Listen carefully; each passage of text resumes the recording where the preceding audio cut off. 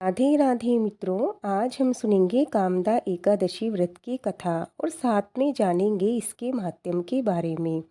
आइए चलते हैं कथा की ओर। धर्मराज युधिष्ठिर बोले, हे भगवान, आपको बार बार प्रणाम। आपसे निवेदन करता हूँ कि आप कृपा कर चैत्र माह के शुक्ल पक्ष की एकादशी का वर्णन कीजिए।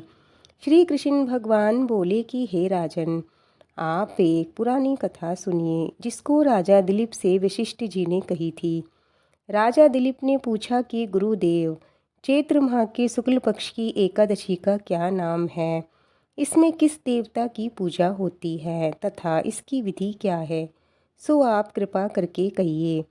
महर्षि वशिष्ठ जी बोले कि हे राजन, चैत्र माह के शुक्ल पक्ष की एकादशी का नाम कामदा है। यह सब पापों को नष्ट कर देती है और पुत्र की प्राप्ति होती है। इसके व्रत से कुयोनि छूट जाती है और अंत में स्वर्ग की प्राप्ति होती है। अब मैं इसका महात्म्य कहता हूँ, ध्यान पूर्वक सुनो।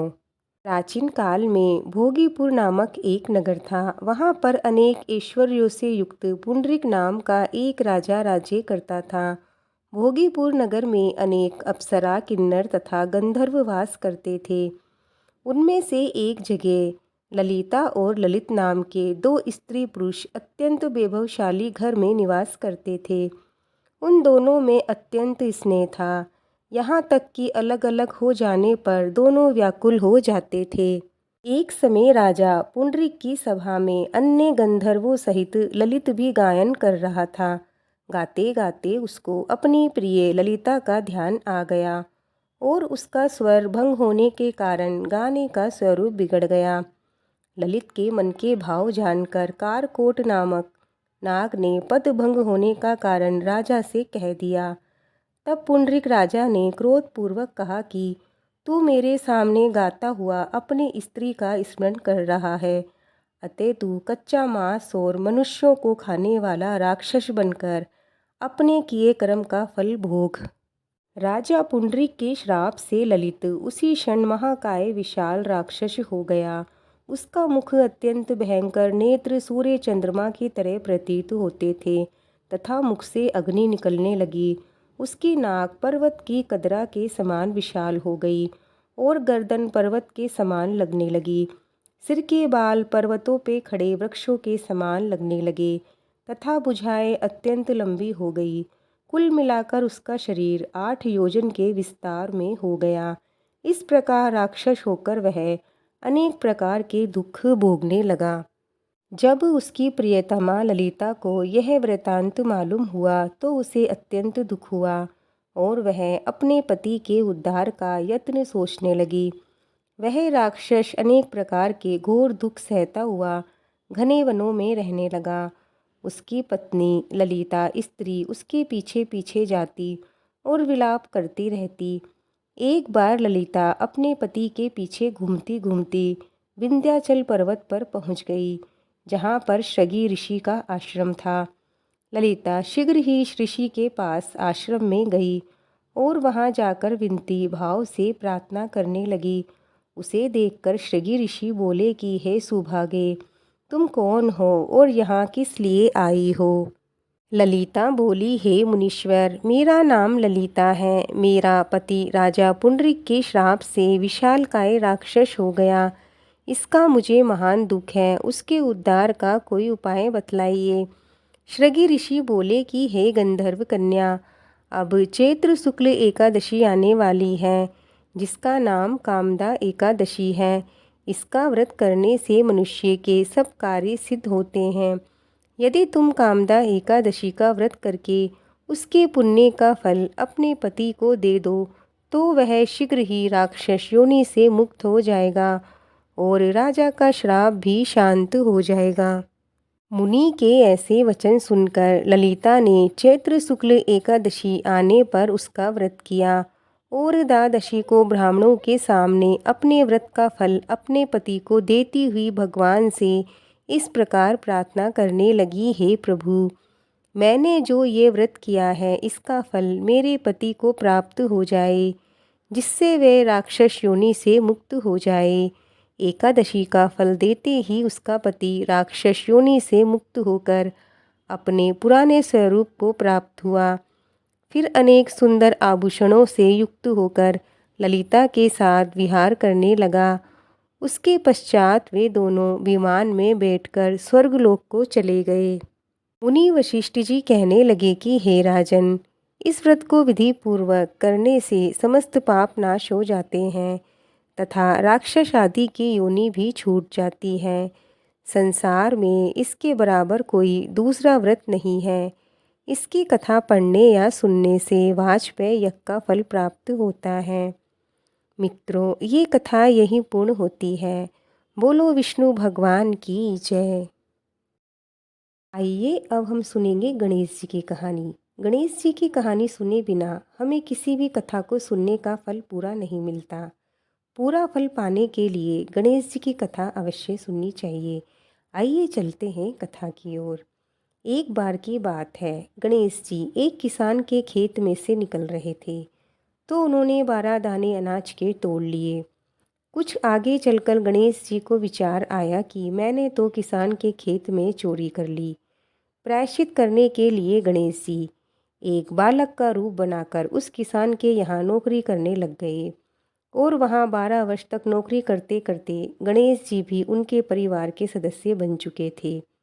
एक दिन किसान की पत्नी निमट कर राख से अपने हाथ धो रही थी तो गणेश जी ने देख लिया। गणेश जी पास आकर बोले, हे माता, राख से हाथ धोना गलत है, निमट कर मिट्टी से हाथ धोना चाहिए।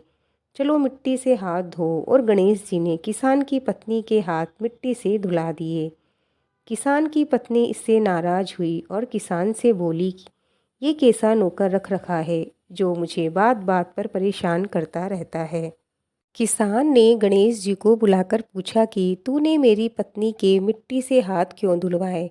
तू कौन होता है ऐसा करने वाला?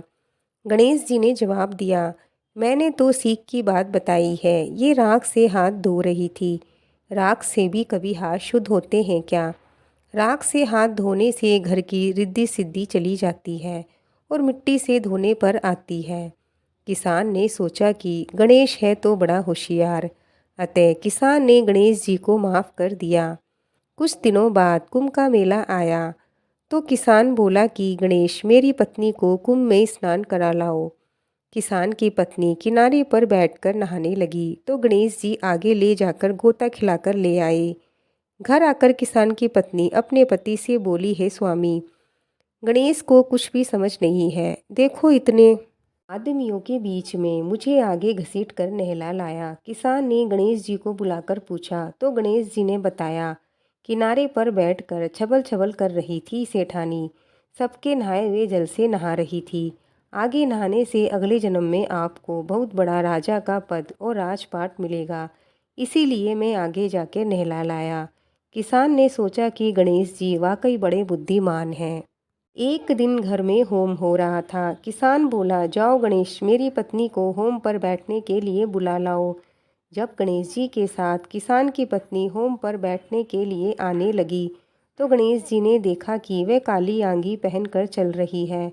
तो गणेश जी नाराज हो गए और उसकी आंगी फाड़ दी और बोले कि लाल आंगी पहनकर चलो। गणेश जी द्वारा आंगी फाड़ने पर किसान की पत्नी रूठ कर बैठ गई। किसान ने पूछा कि हे भाग्यवान, कैसे रूठ कर बैठी हो? होम का समय बीता जा रहा है। पत्नी ने सब बातें अपने पति किसान को बताई। किसान ने गुस्सा होकर गणेश जी को बुलाया और बोले, तू आजकल बड़ा बदमाशी करने लग गया। गणेश जी बड़े विनम्र होकर बोले, हे मालिक, मालकिन काली आंगी पहनकर होम में बैठने के लिए आ रही थी। मैंने तो वो उतरवा कर लाल आंगी पहनने के लिए बोला था। काली आंगी अशुभ होती है। किसान ने गणेश जी को धन्यवाद दिया। एक दिन किसान के यहाँ पूजा थी। तब पंडित जी बोले, हम तो गणेश जी की मूर्ति लाना भूल गए। तब गणेश जी बोले कि तुम मुझे मूर्ति समझकर विराजमान कर लो, तुम्हारा काम सफल हो जाएगा। ये सब बात सुनकर किसान गणेश जी पर लाल पीला हो गया और बोला कि तू अभी तक तो मालकिन से ही मस्करी करता था, अब पंडित जी से भी करने लग गया। गणेश जी बोले, मस्करी नहीं कर रहा, सच्ची बात कह रहा हूँ। इतना कहकर गणेश जी ने अपना रूप धारण कर लिया। किसान और उसकी पत्नी ने एक साथ गणेश जी की पूजा की। पूजा खत्म होते ही गणेश जी अंतर ध्यान हो गए।